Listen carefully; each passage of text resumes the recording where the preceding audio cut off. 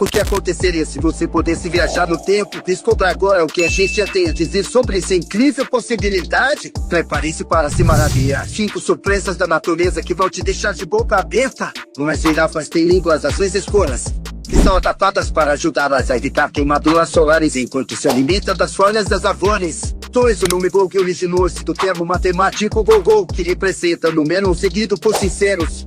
3. O músculo mais forte do corpo humano é a língua. 4. Os ursos polares são canhotos. 5. Os flamingos dormem em pé.